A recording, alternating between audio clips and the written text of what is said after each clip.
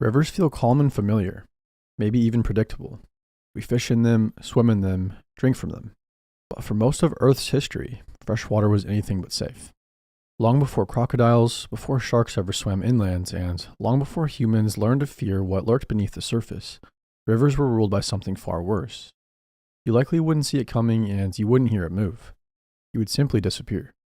Because millions of years ago, the most dangerous predators on the planet didn't live in the ocean, they lived in rivers. Freshwater environments are perfect killing grounds. Visibility is poor, movement is restricted, escape routes are limited. Unlike the open ocean, rivers force everything into tight spaces, and predators that evolve there don't chase their prey. They ambush it.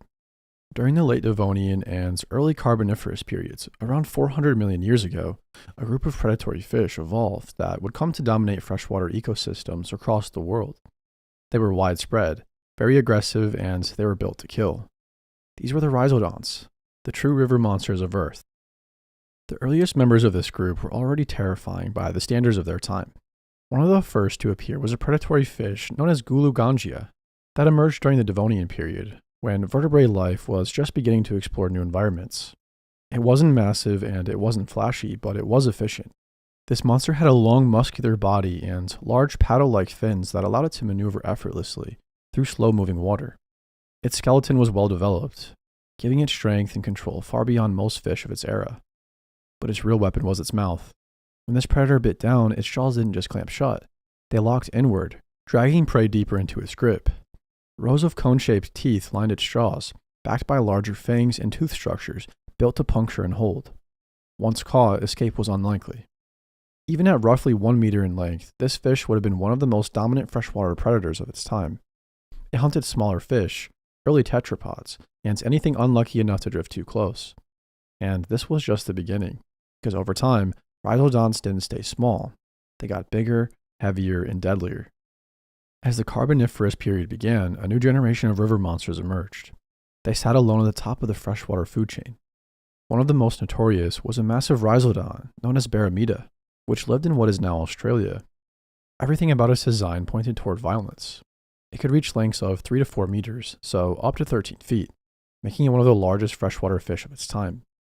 Its body was thick and powerful, built more like a living battering ram than a typical fish. Its skull was tightly fused and reinforced with thick bony plates, giving it incredible bite stability. Large fangs protruded from its jaws, giving it a nightmarish, almost vampiric appearance.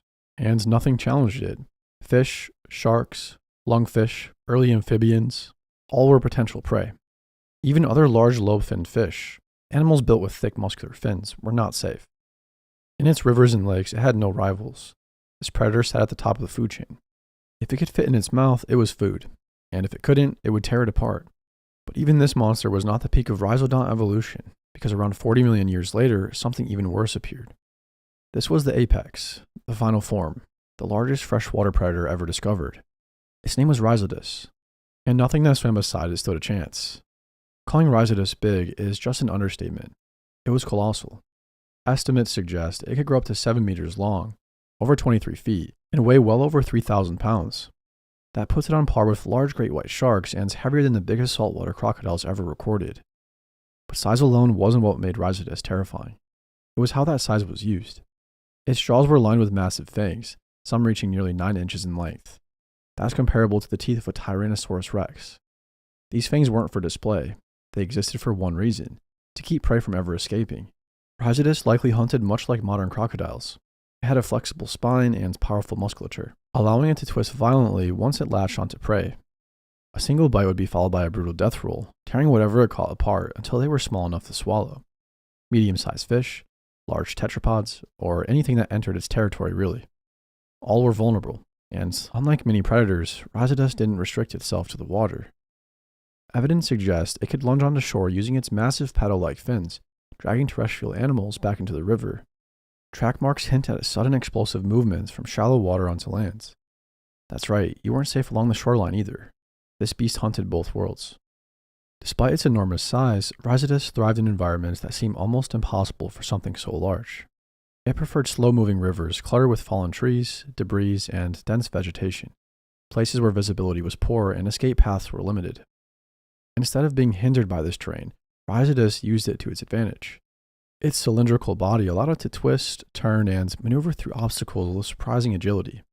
It would hide beneath submerged logs, around bends in the river, and in shadowed corners where prey couldn't see it coming. Every corner was a potential ambush. Every attempt to cross the water was a gamble. If you were an animal living near these waters, survival depended on luck, and luck eventually ran out like it always does. Rhizodus and its relatives spread across vast regions of the ancient world. Fossils have been found in Europe, Russia, and possibly North America, showing that these river monsters were not rare anomalies. They were common. They dominated freshwater ecosystems for millions of years. But even apex predators are not immune to extinction. Around 323 million years ago, environmental changes triggered a major extinction event during the Carboniferous period. Climate shifts, habitat loss, and collapsing ecosystems wipe out a significant portion of life on Earth. Rhizodus disappeared, and with it, the age of true river monsters came to an end. Today, rivers still hold dangerous animals: crocodiles, large catfish, electric eels, but none come close to the sheer dominance once held by rhizodonts. For a vast stretch of Earth's history, stepping into fresh water meant facing predators normally associated with the open ocean. Back then, there was no such thing as safe water. Thanks for watching Fossil Flicks. If you enjoyed the video, leave a like, share your thoughts in the comments, and subscribe for more videos like this one weekly.